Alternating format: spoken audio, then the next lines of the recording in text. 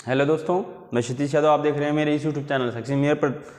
दोस्तों, जो क्रम चल रहा है उसी क्रम में आज पॉलिटी की कल आपको कुछ शब्दावलियाँ बताए थे। प्राक्कलन समिति क्या है, लोकलेखा समिति क्या है, लोक उपक्रम समिति क्या है। उसी शब्दावलियों में कुछ और शब्दावलियाँ हैं जो पेपर के लिए बहुत ही इम्पॉर्टेंट है पॉलिटी का, जैसे स्थगन, विश्वास प्रस्ताव, अविश्वास प्रस्ताव, शून्यकाल, प्रश्नकाल क्या है। यह सब क्वेश्चन बहुत आता है और स्टूडेंट्स में कंफ्यूज हो जाते हैं कि प्रश्नकाल क्या है, शून्यकाल क्या है, स्थगन क्या है, सत्रावसान क्या है। उसी के बारे में आज हम चर्चा करेंगे, उसी के बारे में आज हम आपको बताने की कोशिश करेंगे। ठीक है दोस्तों, तो चलते हैं, देखते हैं कौन कौन से शब्द या शब्दावलियाँ हैं। जैसे दिया है प्रमुख शब्दावलियाँ या प्रमुख शब्दावलियाँ में कौन कौन से है? स्थगन, सत्रावसान, विघटन, प्रश्नकाल, तारांकित प्रश्न, अतारांकित प्रश्न, शून्यकाल, विश्वास प्रस्ताव, अविश्वास प्रस्ताव, अस्थगन प्रस्ताव। ठीक दोस्तों, पहला बात की जाए स्थगन। स्थगन क्या है? जैसे संसद जानते हैं, जिसमें लोकसभा,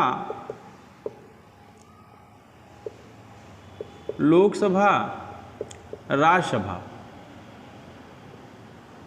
ठीक, लोकसभा राज्यसभा की जो बहस चलती है दोस्तों, लोकसभा राज्यसभा में जब बहस चलती है, स्थगन क्या है?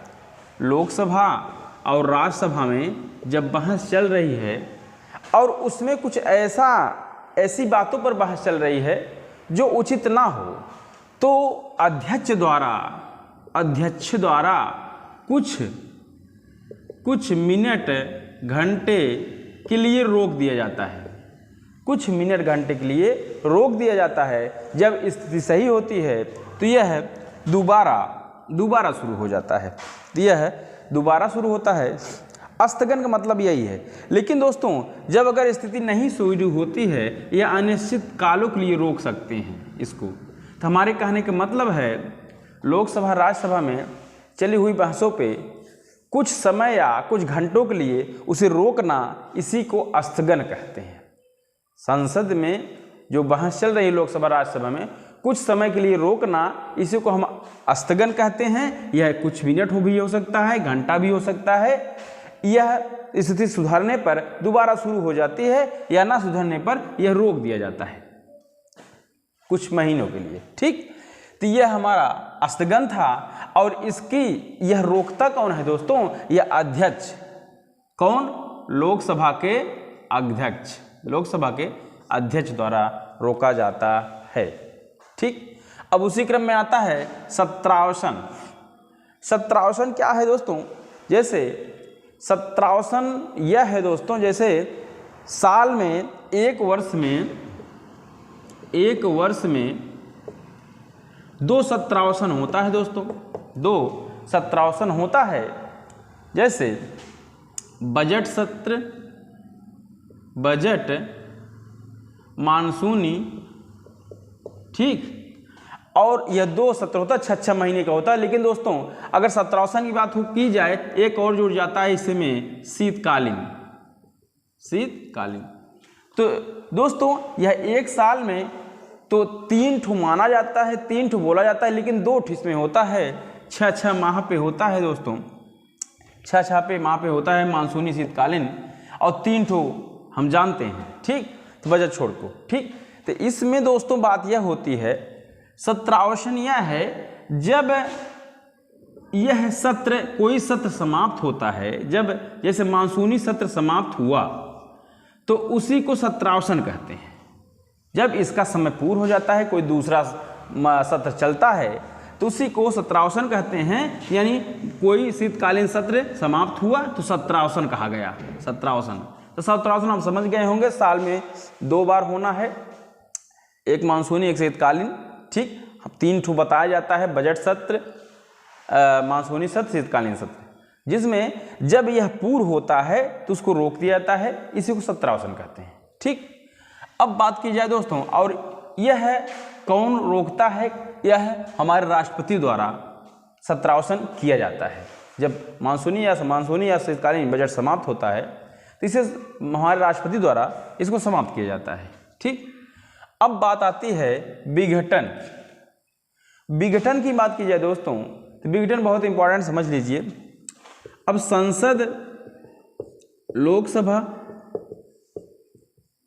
और राज्यसभा दो ठो हैं। संसद में लोकसभा राज्यसभा दो ठो हैं। विघटन का मतलब यह है दोस्तों, पहली बात तो राज्यसभा का विघटन होता नहीं, यह विघटित नहीं होता। राज्यसभा विघटन नहीं होता। विघटन जब भी होता है हमारे लोकसभा का होता है दोस्तों। किसका? लोकसभा का होता है, लोकसभा का होता है। ठीक, जब देखा जाता है यह एक 5 साल का कार्यकाल है, उसके बाद विघटन, जब विघटन होता है हमारे लोकसभा का होता है, देखा जाता है कि इसमें पूर्ण बहुमत अगर सदस्य नहीं है तो यह विघटित हो जाता है या कोई कारणवश। लेकिन राज्यसभा का विघटन नहीं होता है, यानी विघटन की बात की जाए यह पूर्ण विघटन होता है। जब भी विघटन होता है दोस्तों फिर से चुनाव होता है पूरे सीटों पर और फिर चुनाव होता है। ठीक है यानी विघटन लोकसभा में होता है, राज्यसभा में नहीं होता है। ठीक, अब हम आगे चलते हैं और यह विघटन किसके द्वारा किया जाता है? राष्ट्रपति के द्वारा किया जाता है।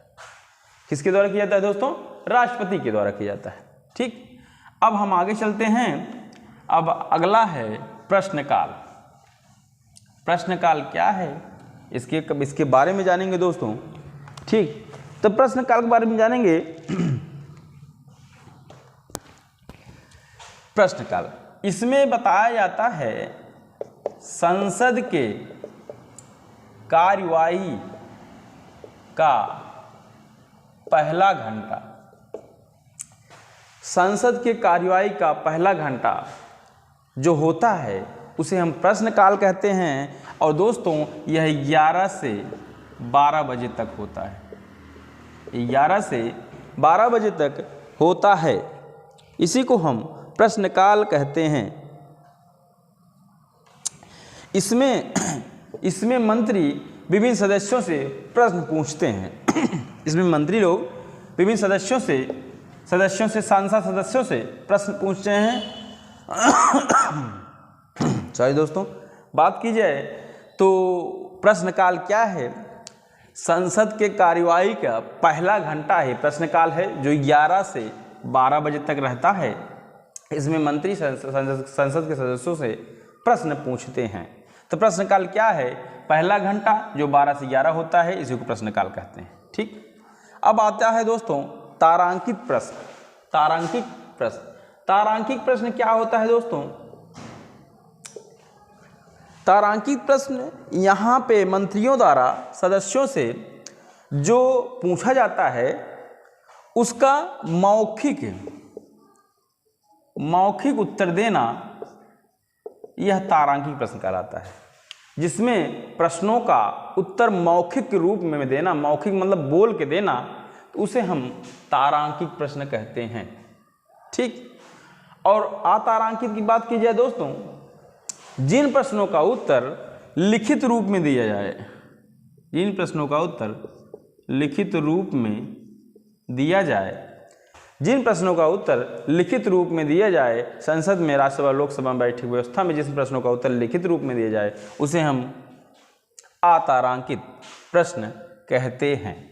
ठीक, अब बात आती है दोस्तों हमारे शून्यकाल की।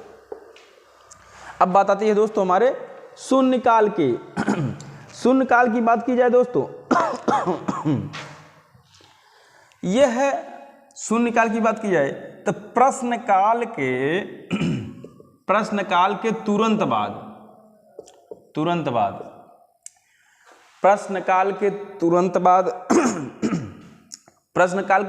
बाद जो शुरू होता है दोस्तों उसे हम शून्यकाल कहते हैं। यानी इसका समय होता है 12 से 1 बजे तक। 12 से 1 शून्य के बाद बात की जाए 1 नहीं दोस्तों, यह प्रश्नकाल के तुरंत बाद शुरू होता है 12 बजे से। और इसमें क्वेश्चन पूछा जाता है, चाहे जैसे क्वेश्चन पूछा जाता है या क्वेश्चन पूछ के बताते हैं दोस्तों। तो 12 से तुरंत बाद ठीक है दोस्तों। तो प्रश्नकाल की बात की जाए, प्रश्नकाल के तुरंत बाद ही 12 बजे से जो काल चलता है उसी को हम प्रश्नकाल का शून्यकाल कहते हैं। शून्यकाल 12 से तुरंत बाद, 12 बजे के तुरंत, यानी प्रश्नकाल के तुरंत बाद 12 के बाद से जो काल चलता है उसे हम शून्यकाल कहते हैं। इसमें भी प्रश्नता पूछा जाता है दोस्तों, ठीक, मंत्री विधायक को शांत। अब बात की जाए दोस्तों विश्वास प्रस्ताव, इसको मिटाते हैं। अब ये तीनों बहुत ही इंपॉर्टेंट हैं। वैसे तो प्रस्ताव बहुत है, निंदा प्रस्ताव, विशेषाधिकार प्रस्ताव, लेकिन पढ़ना हमें वही है जो हमारे लिए बहुत इंपॉर्टेंट है। जैसे विश्वास प्रस्ताव क्या है? विश्वास प्रस्ताव की बात की जाए तो संसद में लोकसभा और राज्यसभा दो ठो हैं। सॉरी दोस्तों, लोकसभा राज्यसभा दो ठो हैं। तो विश्वास प्रस्ताव में यह होता है जो मंत्री होते हैं, यानी बहुमत के सत्ता के मंत्री, यह लोकसभा के सदस्यों को 50% बहुमत से पेश करेंगे। 50% की बहुमत से पेश रहें, 50% एक से ज़्यादा रहेंगे तो विश्वास प्रस्ताव रहता है, तो वह हरदम बने रहेंगे। अगर 50% से कम रहें तो यह विघटित हो जाता है। यह हर समय लोकसभा में ही प्रस्ताव पेश किया जाता है। विश्वास प्रस्ताव मंत्रियों द्वारा 50% से अधिक संख्या है तो यह मंत्री बने रहेंगे, यही विश्वास प्रस्ताव है। यह लोकसभा में पेश किया जाता है और यह बहुमत के मंत्रियों द्वारा पेश किया, जो इस समय सत्ता में होते हैं, सत्ता में उनके मंत्रियों द्वारा 50% से अधिक बहुमत के लोकसभा में पेश किया जाता है। अगर 50% से अधिक है तो यह हर समय बने रहेंगे, नहीं है तो विघटित हो जाएंगे। इसी को हम कहते हैं विश्वास प्रस्ताव। और यह सत्ता में रहने वाले मंत्रियों द्वारा पेश किया जाता है लोकसभा के प्रति, लोकसभा सदस्यों के प्रति। लोकसभा में, यह राज्यसभा में पेश नहीं किया जाता। जो विश्वास प्रस्ताव है या अविश्वास प्रस्ताव है, राज्यसभा में पेश नहीं किया जा सकता है, ठीक। तो यह हरदम बना रहेगा और उनको विश्वास रहता है कि यह पास हो जाएगा। विश्वास प्रस्ताव है क्योंकि उनका बहुमत है, वही पेश कर रहे हैं। लेकिन अविश्वास प्रस्ताव की बात की जाए दोस्तों, यह विपक्षों द्वारा पेश किया जाता है। यह विपक्ष द्वारा पेश किया जाता है, लेकिन लोकसभा में अगर यह विपक्ष द्वारा पेश किया जाए और 50% से एक अधिक हो तो यह विघटित हो जाते हैं। अगर नहीं हो तो नहीं विघटित होते हैं, ठीक है दोस्तों। तो विपक्षों द्वारा पेश किया जाता है, लोकसभा में ही पेश किया जाता है। तो 50% से अधिक हो जाए यह अविश्वास प्रस्ताव पास हो जाता है और यह विघटित हो जाता है, यानी सरकारें गिर जाती हैं, फिर से नया चुनाव होता है, ठीक है दोस्तों। अभी हाल ही में नरेंद्र मोदी जो सरकार है उसमें अविश्वास प्रस्ताव पास किया गया था जो असफल रहा, ठीक। अब बात आती है दोस्तों स्थगन प्रस्ताव। स्थगन प्रस्ताव क्या है दोस्तों, जानेंगे। स्थगन प्रस्ताव में हम यह जानेंगे कि जैसे यहाँ पे बात की जाए, संसद है, संसद, और इसमें लोकसभा, राज्यसभा, ठीक है दोस्तों, लोकसभा राज्यसभा। बातें बहस चल रही हैं किसी टॉपिक पर बहस चल रही है, दोनों में चल रही है। लेकिन कोई ऐसा टॉपिक जो मानव कल्याण के लिए हित में हो, अगर वो टॉपिक बीच में किसी कार्यवश आ जाए तो जो टॉपिक पे बहस चल रही है उसको रोक कर जो मानव कल्याण के लिए बात आई है उस पर चर्चा शुरू होना, यही स्थगन प्रस्ताव है।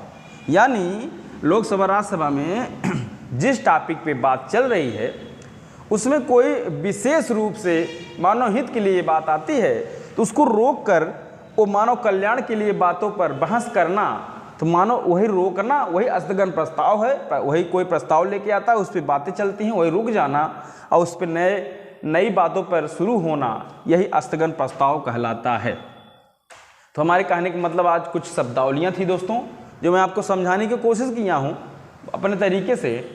आपको एक बार ना समझ में आए दोबारा पढ़िए, ना दोबारा पढ़ समझ तीसरा बार पढ़िए, आपको पक्का है समझ में आएगा, क्योंकि यह शब्दावली कुछ ऐसे हैं जो क्वेश्चन में बार बार आते हैं।